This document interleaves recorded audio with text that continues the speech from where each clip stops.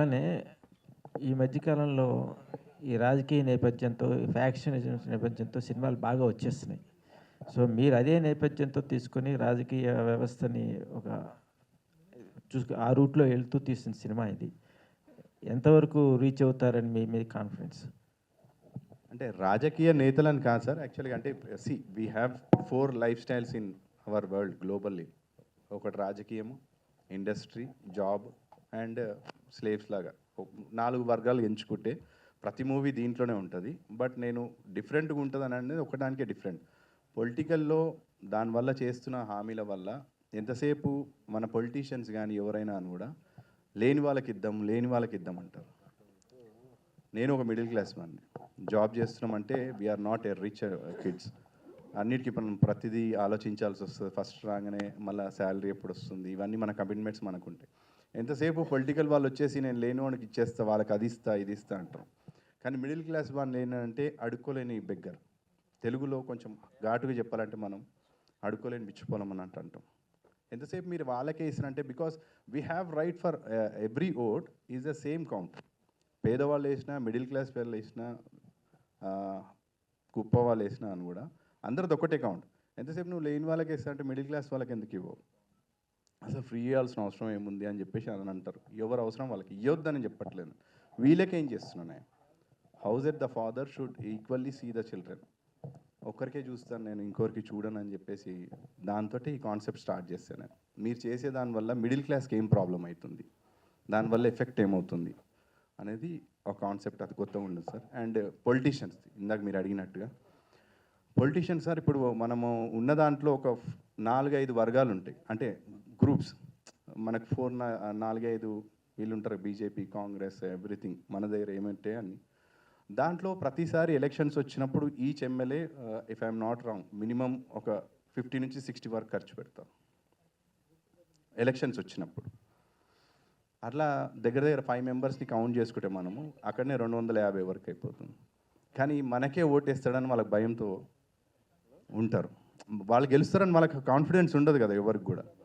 కానీ నాకే ఓటేయాలి అనేది ఏంటి అనేది ఈ కాన్సెప్ట్లో ఉంది సార్. ఆ నలుగురు కాంపిటీషన్ ఉన్నా కానీ కూడా నేను వీడికే ఎందుకు వేయాలి, ఆ భయం అనేది సృష్టించడం అనేది ఎమ్మెల్యే ఒక స్ట్రాటజీతో చేస్తాడు. దీంట్లో ఎంత మీరు డబ్బులు ఇచ్చినా అని కూడా నేను అవతల వాడికే ఇస్తా, అది ఇవ్వకుండా ఏంటి అనేది ఒక కాన్సెప్ట్ దీంట్లో. అది కొత్తగా నేను చెప్పినాను.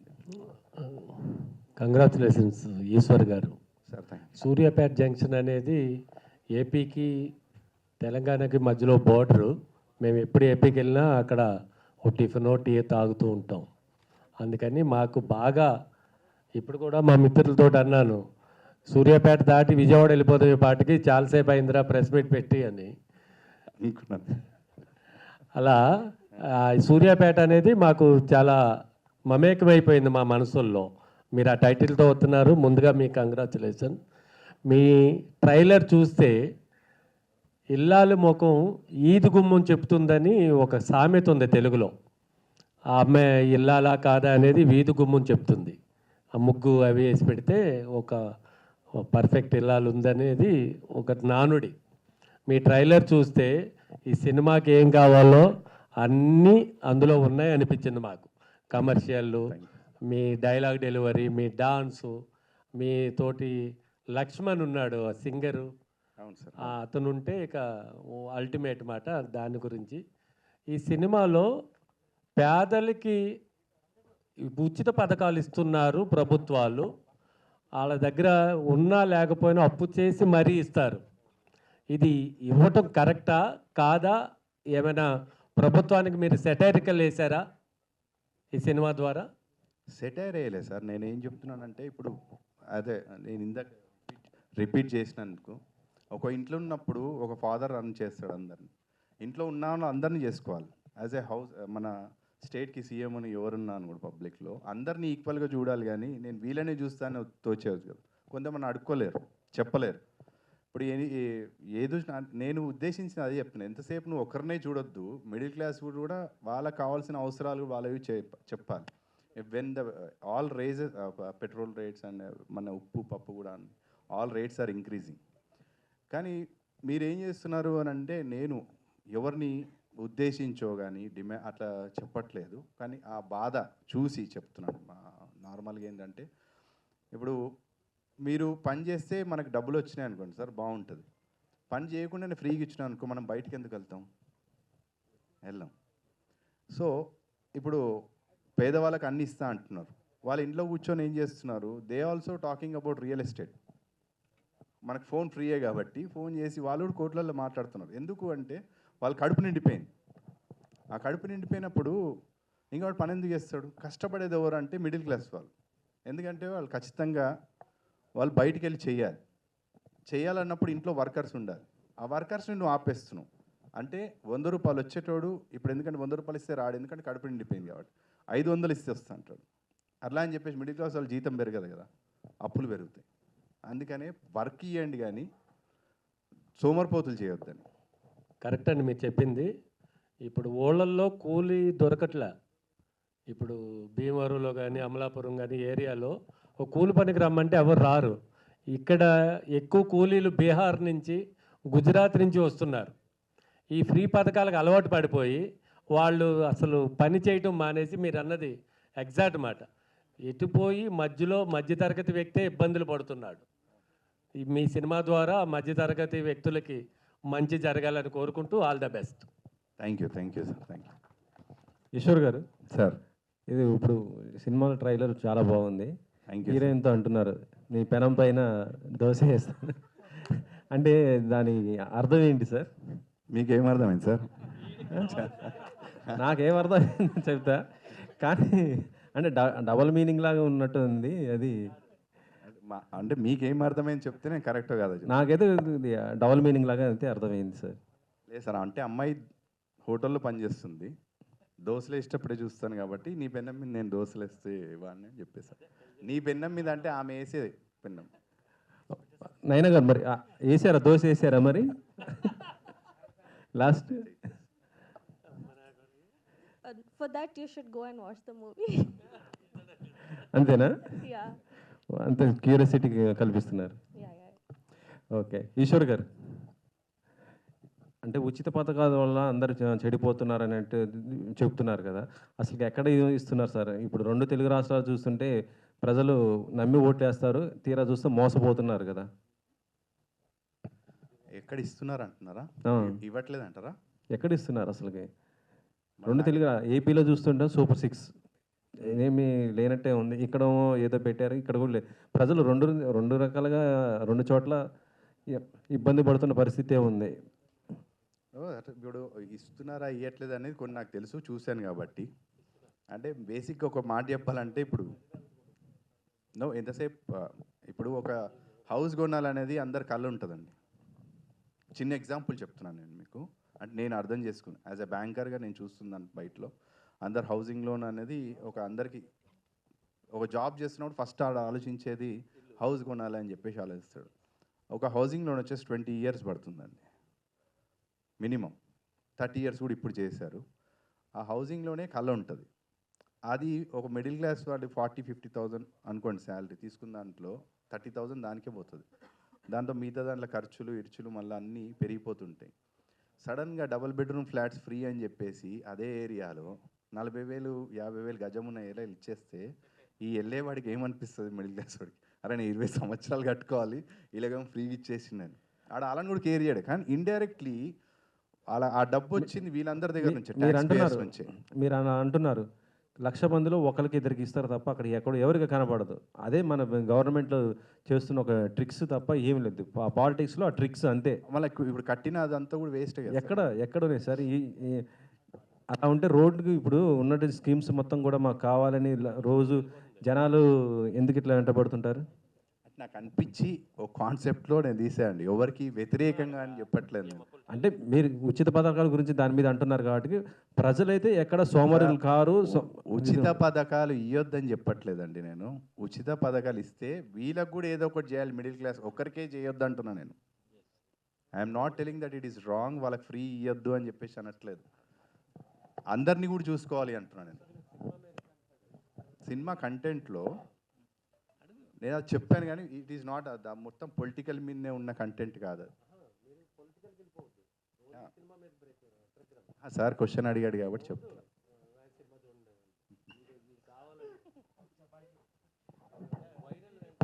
ఈశ్వర్ గారు, సార్ చెప్పండి. యా, ఇప్పుడు ఓ, సామాన్యుడికి ముఖ్యంగా మీరు ఇందాక అన్నట్టు మధ్యతరగతి వ్యక్తికి ఉచితాలు కొన్ని అవసరం. ఒకటి ఉచిత విద్య, ఉచిత వైద్యం, ఉచిత న్యాయం. ఇవి కాకుండా మిగతాయి వద్దంటున్నారా మీరు సినిమాలో? లేదంటే పర్టికులర్గా ఇవి ఉచితం కావాలంటున్నారా? మీరు యాక్చువల్లీ ఈ సబ్జెక్టు మాత్రమే తీసుకోవడానికి కారణం ఏంటి? అంటే నేను సబ్జెక్ట్ చేయడానికి కారణం ఉంది. ఎందుకంటే మీరు ఇందాక చెప్పినట్టు that point is there in this movie. ఏంటంటే ఇచ్చే వాళ్ళకి ఫ్రీగా ఏవైతే ఇంపార్టెంట్ అవి ఇచ్చేస్తే అవసరం లేదు మీరు అన్నట్టు.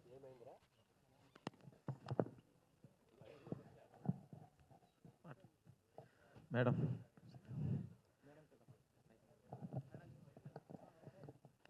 నమస్తే మేడం. Namaste, sir.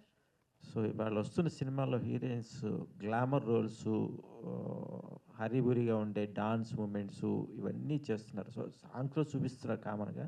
సో సినిమాలో చూస్తే పల్లెటూరు వాతావరణం, ఆ నేపథ్యంతో చక్కని లంగా ఓణి కట్టుకొని ఒక తెలుగింటి అమ్మాయి ఇట్లా ఉంటుందని నేపథ్యం చేశారు. సో ఈ క్యారెక్టర్ మీకు ఇన్స్పైర్ చేశారా, లేకపోతే డైరెక్ట్ హీరో గారు చెప్పిన ప్రొడ్యూస్ చేశారా? Sorry, little bit I didn't understand. I'm so sorry. Characters I'm still learning Telugu.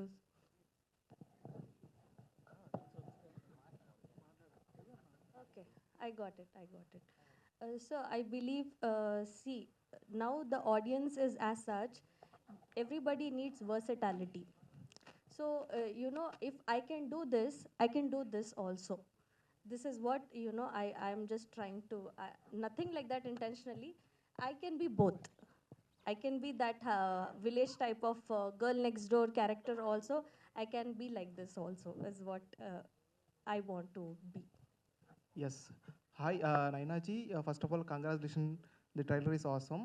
Thank you. So coming back to my question, so actually in this movie you were in the traditional look, another look also. It's look very interesting. So my question is that while speaking the speech, you were saying about the you learn Telugu little bit only, these words only.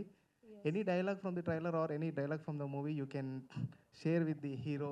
Any dialogue in Telugu? I remember Hero's dialogue. I love one dialogue of his. Yes, you can. Ningu kottala, nin tammuduku kottala. Yeah, Eshwar గారు నా question మీకు. మీకు నా question. So actually ఈ సినిమా అనేది 1 year before కూడా మేము విన్నాము. సో ఈ మూవీ టైటిల్ గురించి, కాన్సెప్ట్ గురించి, ఇందులో ఒక సాంగ్కి కూడా మీరు కొన్ని కాంపిటీషన్స్ కూడా పెట్టారనే ఒక ఐడియా, అంటే మేము చూసిన ప్రకారం. ఎందుకు ఇంత లేట్ అయ్యింది? కాంటెంట్ ఉన్న సినిమా ఎప్పుడు రిలీజ్ చేసినా హిట్ అవుతుందని అలా ఆపారా, లేదంటే any specific reasons for this? మీరు అన్నది కరెక్టే అండి. ట్రైలర్ తీసి అప్పుడు మంచి మూమెంటే ఉండే. ద బేసిక్ రీజన్ ఏంటంటే మూవీ ఎంతైతే కష్టపడి తీస్తామో, యాజ్ యూ నో ఆల్, ప్రమోషన్స్కి కూడా అంతే మనలా అదే ఇంపార్టెంట్ రోల్ ప్లే చేస్తుంది తర్వాత. Because not only in movie, any business field మనం చేసిన దాని తర్వాత దాన్ని ప్రమోట్ చేయకపోతే దానికి ఎవరికి తెలియదు ఫస్ట్ ఆఫ్ ఆల్. బికాస్ ఇందులో స్టార్ క్యాస్ట్ ఉన్న మేము కానీ ఎవరైనా కూడా అందరం కొత్త వాళ్ళే. కొత్త వాళ్ళని సడన్గా చూడాలంటే ఒక ప్రమోషన్ కానీ ఏదైనా జరుగుతూనే మేము మీకు తెలుస్తాం, అది నంబర్ ఆఫ్ అయితే. సో యాక్చువల్లీ మా మూవీలో ఐటమ్ సాంగ్ చాలా బాగా వచ్చింది చెప్పాలంటే అందరికీ. అది హమ్మింగ్ అది వచ్చినప్పుడు మేము ఒక కాంపిటీషన్ పెట్టాం, రేజ్ చేసాం. వాళ్ళకు కూడా ప్రైజెస్ అని మనీ కూడా అని అనౌన్స్ చేసాం, అంతా జరిగింది. దాని తర్వాత సడన్గా మళ్ళీ రిలీజ్ కనేలకు మళ్ళీ కొంచెం డబ్బు కావాల్సి వచ్చింది ప్రమోషన్స్కి. యాజ్ యూ నో చెప్తున్నప్పుడు కోట్లల్లో ఖర్చు పెడుతున్నారు ప్రమోషన్స్ కంటే, అక్కడ కొంచెం బ్రేక్ వేయాల్సి వచ్చింది. దానివల్లనే సరే ఆగి దాని తర్వాత సేమ్ ఇందాక చెప్పే కదా, ఓ ఫ్రెండ్స్ వల్ల ముందుకు వస్తాం, తెలిసిన వాళ్ళ వల్ల, అలా ఫ్రెండ్స్ వల్లనే ముందుకు వచ్చి మళ్ళీ స్టార్ట్ చేయాల్సి వచ్చింది. హాయ్ ఈశ్వర్ గారు, first of all the best and congratulations. Thank you. మీరు యాజ్ మిడిల్ క్లాస్ వాళ్ళ తరపు నుంచి ఫైట్ చేస్తూ ఉంటున్నారు, కానీ మూవీలో లుక్ చూసుకుంటే కొంచెం పోవర్టీ లుక్ ఉంది. ఎక్కడ టర్న్ పాయింట్ ఉంటుందంటారు మూవీలో? మీకు అదే ఈ మూవీలో ఉన్న లుక్ ఏంటనంటే లోవర్ మిడిల్ క్లాస్ వాళ్ళే ఎంజాయ్ చేస్తున్నారు. కథలో మాత్రం నా కంటెంట్ చెప్పబోతుంది వాళ్ళకి. నేను దాని మీదనే మొత్తం మీకు ఇందాక చెప్పినట్టు ఈ మూవీలో అన్నీ ఉన్నాయి. ఎంజాయ్ ఉంది, కాలేజ్లో ఏం చేస్తారు ఏంటని, but I have taken the line పాత్లో ఉంటుంది తప్ప దాని మీదనే మొత్తము సినిమా అనేది ఉండదు. మిడిల్ క్లాస్ వాళ్ళకి అర్థమవుతుంది నేను చెప్పేది. ఇప్పుడు యాజ్ మనం ఆ సినిమాలో మనం ఆ కంటెంట్ చూపించామా చూపించకపోయినా అని కూడా we can understand. For example మీరు చాలా మూవీస్ వచ్చినాయి, ఒక నేమ్లీ తీసుకుంటే బిచ్చగాడు మూవీ తీసుకుంటారు. అందులో ఒక చిన్న డైలాగే మనకి ఇప్పటికి గుర్తుంటుంది. బ్లాక్ మనీ ఆపేయాలి అని అంటే 500 రూపీస్ 1000 రూపీస్ నోట్స్ ఆపేయండి, ఎందుకంటే 100s దాచుకోలేరు ఎక్కువ అని. ఎవరు చెప్తారు దాంట్లో ఆ సినిమాలో? హీరో చెప్పాడు, హీరోయిన్ చెప్పదు, ఒక రోడ్ మీద బెగ్గర్ చెప్తాడు. But we registered that dialogue. ఆ కాన్సెప్ట్లోనే చెప్తాం.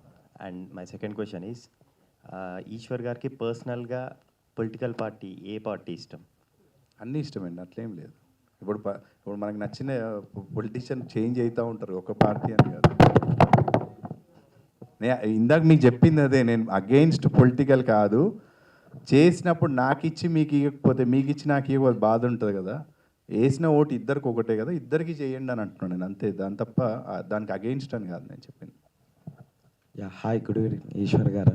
Yeah good evening. ఇప్పుడు మీరు సూర్యాపేట జంక్షన్ ట్రైలర్ పెట్టారు కదా, అట్లా వేరే చాలా జంక్షన్స్ ఉన్నాయి. ఇదే టైటిల్ ఎలా వచ్చింది మీకు?